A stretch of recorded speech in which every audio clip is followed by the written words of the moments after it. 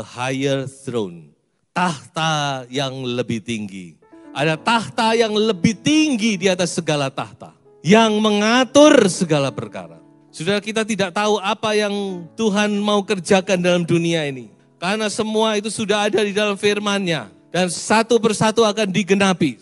Makanya sebagai orang percaya, saudara, kita harus yakin kepada firman Tuhan. Ada tahta yang lebih tinggi yang mengatur kehidupan umat manusia, mengatur segala pemerintahan, mengatur hidup saudara dan saya, melebihi segala tahta di dunia ini. Tetapi tahta yang lebih tinggi ini tidak tergoyahkan. Sebab itu mari kita arahkan pandangan kita kepada tahta ini. Ada tahta yang lebih tinggi yang maha kuasa. Coba kita lihat dua ayat ini. Bahwa Tuhan duduk di atas tahtanya dan dia berkuasa dan tahta ini tidak tergoyahkan sampai selama-lamanya. Mari kita benar-benar yakin sepenuhnya. Sebagai orang percaya kita tidak perlu takut, kita harus yakin. Saya akan ajak saudara untuk melihat sebuah cerita lebih dahulu yang tercatat di dalam 1 Raja-Raja pasal 22. Di sini ada sebuah cerita tentang dua raja, yaitu Raja Ahab dan Raja Yosafat. Ahab ini Raja Israel, kerajaan Israel dan Yehuda itu kan pecah menjadi dua, bukan? Atas utara itu Israel, bawah atau selatan itu kerajaan Yehuda. Ahab ini Raja Israel, Yosafat adalah Raja Yehuda. Biasanya Israel dan Yehuda ini terus cengkre, terus kayak sak dulur ndak akor ya. Tapi ada satu saat pada masa Ahab dan Yosafat mereka jadi baik. Mengapa jadi baik? Karena terikat dengan hubungan besan. Jadi anaknya Ahab sama anaknya Yosafat menikah. Nah satu saat Yosafat ini mengunjungi Ahab. Omong punya omong, lalu Ahab berkata gini, Yosafat, aku ini pegel sama bangsa Aram. Aku mau perang, memerangi bangsa Aram. Kamu mau enggak nolong aku? Yosafat kalah sungkan. Ya wis, kita pergi sama-sama. Kita perangi itu Aram. Tapi dalam hati saya yakin Yosafat tidak sejahtera. Lalu dia tanya gini, mungkin dia cuma mau alasan ini untuk menolak. Dia ngomong gini, tapi kita tanya dulu kepada Tuhan. Bagaimana? Kamu ada enggak nabi-nabi di sini? Kita bisa tanya. Oh tenang. Dia kumpulkan 400 nabi. Wah mulai bernubuat karu-karuan saudara ya. Lalu mereka bilang, Ahab, tenang Ahab. Pergi lawan Aram, kamu pasti akan menang. Aram akan kamu tanduk sampai habis. Wah, tapi Yosafat ini dia seorang raja yang takut akan Tuhan. Makanya dia punya roh menimbang. Orang yang takut sama Tuhan itu bisa nimbang. Dia bilang ini enggak beres nabi-nabi. Makanya dia tanya lagi sama Ahab. Ahab, kamu punya enggak sih nabi Tuhan di sini? Ahab agak tercengang. Kok tahu orang ini ya? Ada, namanya itu Mika. Tapi saya enggak senang sama orang itu. Itu kalau nubuat enggak pernah baik. Mesti enggak baik sama saya. Jangan gitu. Ini Nabi Tuhan tuh selalu bicara firman. Kita panggil aja. Wah, jadi ceritanya ini ya. Mereka sedang duduk di tahta. Dua raja di tahta. Sementara nabi-nabi palsu yang 400 tadi. Sedang rame. Dipanggillah Mika. Dan Mika, Nabi Tuhan ini tidak kompromi. Maka dia berkata kepada Ahab. Coba kita baca saja. Kata Mika, ayat 19. Poinnya di sini ya. Sebab itu dengarlah firman Tuhan. Aku telah melihat Tuhan sedang duduk di atas tahtanya. Perhatikan, tadi kita lihat dua raja sedang duduk di tahta kebesaran mereka. Tapi Mika melihat ada tahta yang lebih tinggi. A higher throne. Ada raja di atas segala raja sedang duduk di sana. Dan segenap tentara sorga berdiri dekatnya di sebelah kanannya dan di sebelah kirinya. Dan Tuhan berfirman, siapakah yang akan membujuk Ahab untuk maju berperang. Supaya ia tewas di Ramot Gilead. Maka yang seorang berkata begini, yang lain berkata begitu. Kemudian tampillah suatu roh. Lalu berdiri di hadapan Tuhan. Ia berkata, aku akan membujuknya. Tuhan bertanya kepada roh itu. Dengan apa? Jawab roh itu. Aku akan keluar dan menjadi roh dusta dalam mulut semua nabinya.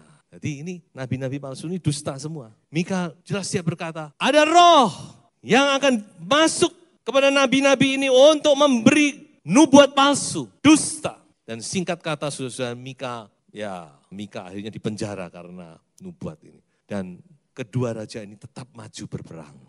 Tidak peduli, Ahab dia tidak peduli dengan suara Tuhan. Dia tetap maju, tapi dia juga ketir-ketir. Jangan-jangan nanti benar ini yang diomong ini, aku mati nanti. Lalu dia ngomong gini sama Yosafat, Yosafat kamu kan sudah dengar sendiri kan nubuat ini. Gini aja, supaya aku tersamar gak mati. Kamu tetap pakai pakaian kebesaran raja, aku tak nyamar jadi prajurit supaya aku gak diserang. Nah ini ya, licik bukan? Biasanya dimangsakan. Memang sungguh waktu perang dikejar Yosafat, saudara. Dikira ini Raja Israel. Yosafat sudah dikejar mau dibunuh. Yosafat berteriak, zaman sekarang, Yesus tolong aku. Waduh, ini kok Yesus berarti ini bukan, ini anak Tuhan. Lalu mereka cari-cari lagi, siapa ini? Mana Raja Ahab? Tidak ketemu karena nyamar. Apakah Raja Ahab selamat? Saya baca ayat 34. Tetapi seseorang menarik panahnya dan menembak dengan sembarangan saja. Ada satu prajurit, dia panah sembarangan dan mengenai Raja Israel di antara sambungan baju jirahnya. Saya lihat enggak? Apa ini kebetulan? Tidak. Apa yang Tuhan katakan itu terjadi. Tahta yang lebih tinggi ini yang mengontrol semuanya. Manusia nggak bisa apa-apa. Dia pikir dia sudah aman. Dia tersamar, dia sembunyi, dia pakai pakaian prajurit biasa. Tapi Tuhan tidak bisa dibohongi, saudara. Tahta itu kalau sudah berfirman, pasti akan terjadi. Dikatakan seorang prajurit sembarang mana dan panah itu kena. Dan kena pun persis di sambungan baju jirah. Baju jirah itu baju dari tembaga biasanya untuk menahan. Ya kalau sekarang bulletproof, baju anti peluru lah kira-kira gitu. Persis di sambungannya, tempat jahitannya yang tidak terlindung. Matilah akhirnya Ahab. A higher throne. Ada tahta yang lebih tinggi, saudara. Yang tidak bisa dilawan oleh siapapun juga. Mari kita di akhir zaman ini, saudara, sebagai orang percaya, kita mau menyadari. Tahta ini ada. Tahta ini tetap berkuasa. Tahta ini tidak tergoyahkan dari segala zaman. Tahta ini yang mengatur segala perkara. Dunia bergolak apapun juga. Tahta ini tetap. Dia yang memegang kendali atas dunia ini. Sebab itu kita tidak perlu takut. Apapun keadaan dunia, Tuhan tetap pegang kendali. Kalau Tuhan katakan ya, ya. Tidak, tidak. Tidak ada yang bisa melawan. Manusia pun tidak bisa. Dua raja, Ahab dan Yosafat tidak bisa apa-apa. Tuhan berkata, Ahab hari ini harus mati. Bagaimana caranya? Tetap dia mati akhirnya. Nah ini yang saya mau ingatkan. Sebagai orang percaya kita jangan lupa. Kita jangan hanya berkutat di dunia. Dan apalagi kita takut dengan berita-berita ini, pikiran kita dipenuhi. Mari kita melihat ada tahta yang memegang kendali dalam segala perkara. Sampai hal yang paling kecil pun dia memegang kendali. Apalagi kita sebagai anak-anak. Sebab itu saudara, mari kita benar-benar pegang firman Tuhan. Sekarang saya akan maju terus melihat, kita mau melihat lebih jauh tahta ini tahta yang bagaimana. Kalau saya selidiki, saya renungkan ada 5 poin saja yang saya anggap penting dan bisa mengingatkan kita semua. Yang pertama, tahta yang lebih tinggi ini adalah tahta yang meninggikan dan merendahkan. Tahta ini tahta yang berkuasa. Dia yang meninggikan, dikatakan orang-orang yang hina dari dalam debu. Dan dia juga yang merendahkan orang-orang yang mulia. Semua ada di dalam tahta. Sudah lihat dalam firman Tuhan. Kalau Tuhan meninggikan, anak gembala bisa jadi raja. Narapidana bisa jadi raja. Sebaliknya raja-raja bisa direndahkan oleh Tuhan. So itu ada satu ayat berkata, kalau Tuhan yang meninggikan, tidak ada yang bisa merendahkan. Sebaliknya kalau Tuhan yang merendahkan, tidak ada yang bisa meninggikan. So itu kita mau benar-benar takut dan gentar kepada tahta ini. Yang kedua, tahta ini adalah tahta yang adil dan benar. Di dalam Mazmur 89 ayat 15, coba kita baca bersama-sama. Keadilan dan hukum adalah tumpuan tahtamu. Kasih dan kesetiaan berjalan di depanmu. Keadilan dan hukum, righteousness and justice. Itu adalah dasar daripada tahta itu. Sebab itu saya katakan bahwa tahta ini adalah tahta yang adil dan benar. Tahta yang tidak bisa kompromi dengan keadilan, dengan kebenaran. Yang adil dan benar. Dunia, manusia bisa memutar balik keadilan, saudara. Tetapi tahta ini tidak bisa kompromi dengan hal itu. Memang sekarang kita sudah tidak ada yang namanya keadilan dunia ini. Yang ada adalah kepentingan. Tapi sudah tidak usah putus asa. Masih ada keadilan dari tahta di atas segala tahta ini. Masih ada keadilan dan tahta ini tidak bisa dikompromi. Tidak bisa disuap. Tidak bisa kita mau main uang dengan tahtanya Allah, tidak bisa. Ini adalah tahta yang adil dan benar. Justice and righteousness adalah tumpuan dari tahta ini. Setelah itu sudah datang kepada tahta ini. Tahta ini akan memberi keadilan kepada saudara. Dan kalau Tuhan yang membela, tidak ada manusia yang bisa melawan, saudara.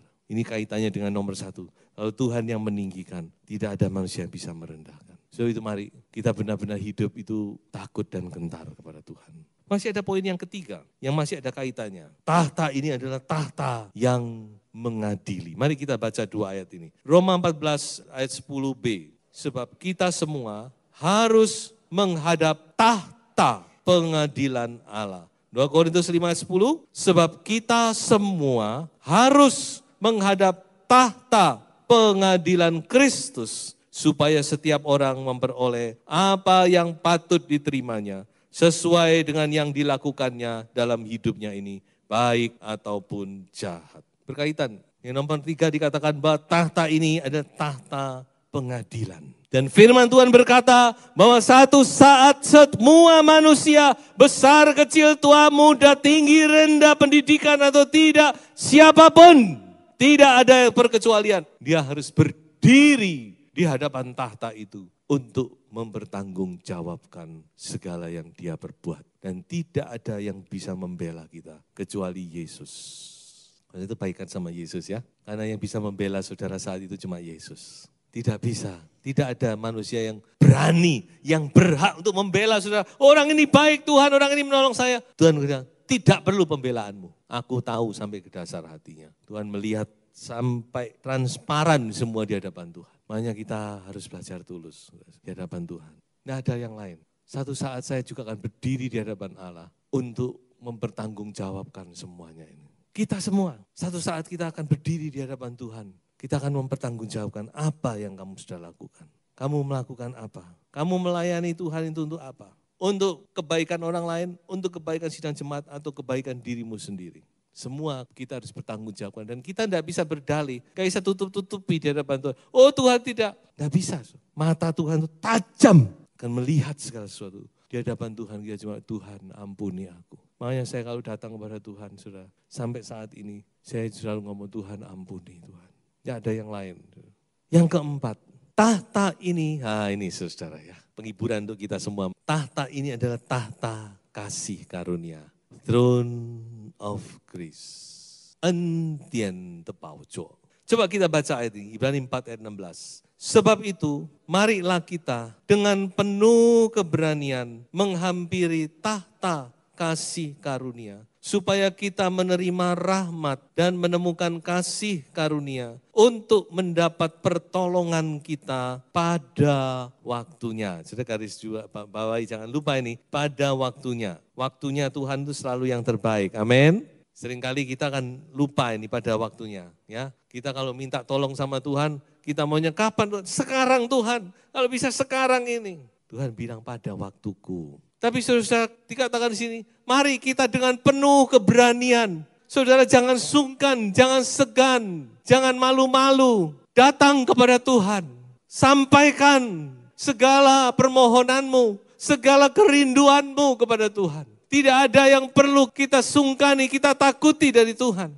Karena Dia adalah Bapa kita. Soal itu dikatakan oleh penulis Ibrani, mari kita dengan hati yang penuh dengan keberanian, kita menghampiri tahta Allah.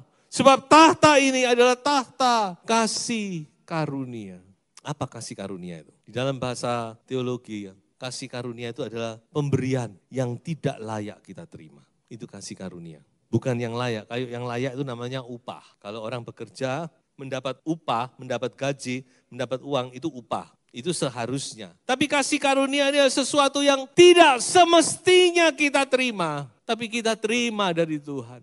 Kemurahan, pertolongan Tuhan, kita terima dari Tuhan. Kebaikan Tuhan, semua dalam hidup ini adalah kasih karunia, saudara. Dan kita butuh kasih karunia ini dalam segala segi hidup kita. Setiap hari kita butuh kasih karunia. Dalam kehidupan rumah tangga kita butuh kasih karunia.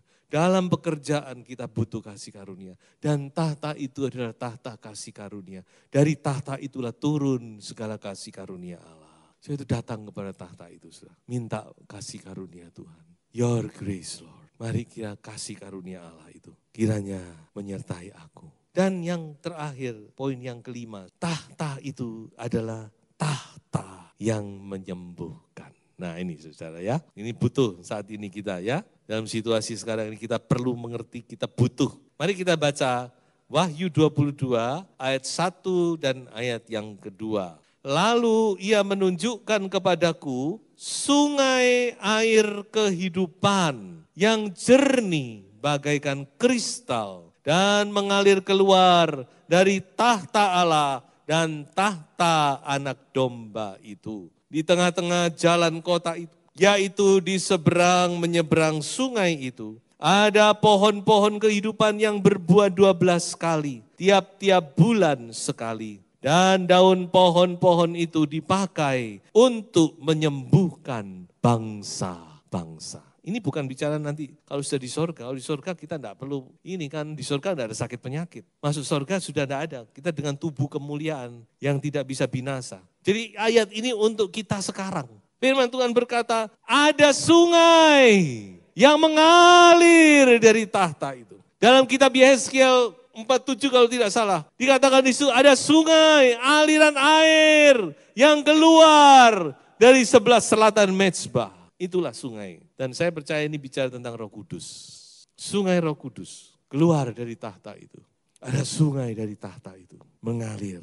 Dan dikatakan seberang menyeberang ada pohon. Dan pohon itu berbuah. Pohon kehidupan yang berbuah 12 kali tiap tahun. Jadi tiap bulan buah sekali. Dan daun-daun, baru daun nah ini, bukan buah, baru daun. Daun itu untuk bisa menyembuhkan bangsa-bangsa. Inilah tahta itu, tahta kesembuhan. Dan tahta itu masih mengalirkan aliran-aliran air, amin. Yang akan menyembuhkan sakit penyakit kita.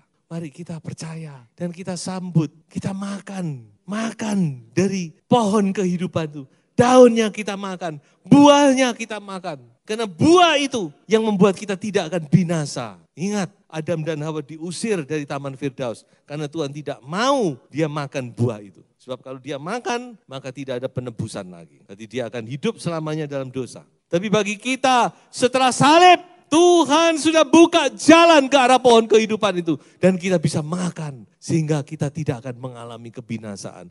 Kalau Tuhan izinkan, kita tidak akan alami kematian.